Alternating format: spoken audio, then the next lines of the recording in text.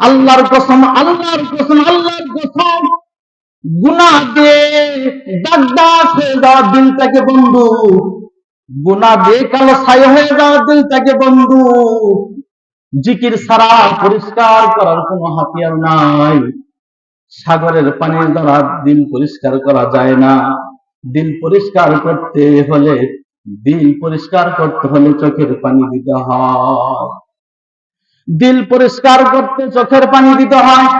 সাগরের মহাসাগরের পানিতে দিল পরিষ্কার করা যায় না। দিল পরিষ্কার করতে হলে চোখের পানি দিতে হয়।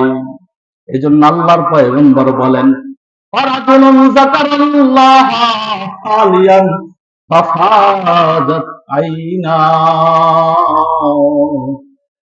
আল্লাহর পয়গম্বর বলেন, যে ব্যক্তি একা একা জিকির করে আর চোখের পানি ছেড়ে দেয়, চোখের পানি ছেড়ে দেয়, নবী বলেন আল্লাহ তাআলা তাকে আরশের নিচে জায়গা দিবেন। এজন্য বন্ধু, একা একা একটু জিকির করো আর চোখের পানি ছেড়ে দাও, চোখের পানি ছেড়ে দাও। আল্লাহর কসম, আল্লাহর কসম, আল্লাহ তাআলা নিজ হাতে ওই দিলটাকে ধুয়ে দিবে।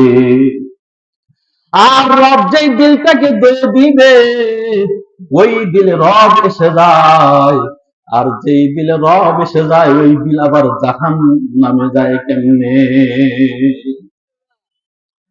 এই জন্য দিল থেকে দিলে করো লা ইলাহা ইল্লাল্লাহ, লা ইলাহা ইল্লাল্লাহ, লা ইলাহা ইল্লাল্লাহ।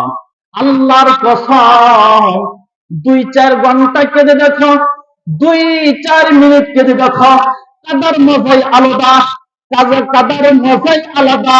আল্লাহর ভালোবাসায় কেঁদে দেখো, কাদার মজাই আলাদা। নবীর প্রেমে কেঁদে দেখো, নবীর প্রেমে কেঁদে দেখো।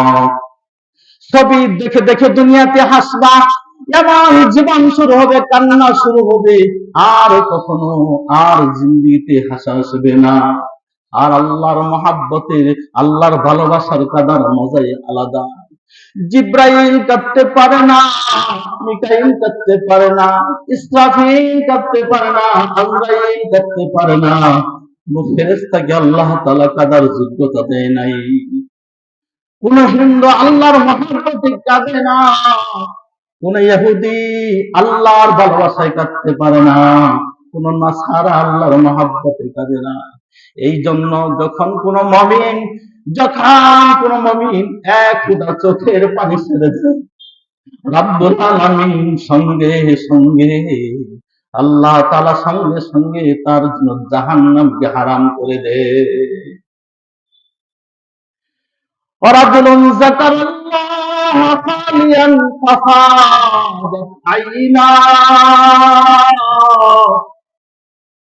এজন্য একা একা একটু চোখের পানি ছেড়ে দেখো, একা একা একটু জিকির করো আর চোখের পানি ছেড়ে দাও। মেরে বন্ধু, জিকির আলা দিল, শুকরগুজার দিল আল্লাহ তাআলা তাকে দান করলেন। রব যেন সারা জাহানের দৌলত তার হাতে তুলে দিলেন। এক হাদিসের ভিতরে রাসূল বলেন, হযরত মুসলিম ইবনে তামিমি, হযরত মুসলিম তামিমি, রাসূল ডাক দিয়া বললেন, হে তামিম শুনো, তোমাকে একটা কথা শিখায়া যায়। যে ব্যক্তি মাগরিবের নামাজের পর 7 বার পড়বে আল্লাহুম্মা আজিরনি মিনান নার, আল্লাহুম্মা আজিরনি মিনান নার, আর ফজরের পরে 7 বার পড়বে আল্লাহুম্মা আজিরনি মিনান নার, আল্লাহ তাআলা সঙ্গে সঙ্গে বলবেন, যাও, কথা দিলাম, কথা দিলাম, আজকে রাত্রে যদি তুমি মারা যাও, তোমার জন্য আমি জাহান্নামের আগুন হারাম করে দিলাম। আল্লাহুম্মা আজিরনি মিনান নার, আল্লাহুম্মা আজিরনি মিনান নার। এজন্য আল্লাহর পয়গম্বর বলেন, হযরতে মাসকে বললেন, এ শোনো, যাকে আল্লাহ তাআলা শুকরগুজার দিল দান করলেন, আল্লাহ তাআলা তাকে মহা সম্পদের মালিক বানিয়ে দিলেন। মহা সম্পদের মালিক আল্লাহ তাআলা বানিয়ে দিলেন। হযরত মুআয ইবনে জাবালকে বললেন, শোনো, হাল উনাব্বিকুম বিখাইরি আমালিকুম, আমি কি তোমাকে এমন একটা আমলের কথা বলবো না? বিখাইরি আমালিকুম, যে আমলটা তোমাদের জন্য সর্বশ্রেষ্ঠ, এমন একটা আমলের কথা আমি কি বলবো না? ওয়াজকাহা ইন্না মালিকিকুম, তোমাদের মালিকের কাছে সবচাইতে পবিত্র আমল, এমন আমলের কথা আমি কি বলবো না?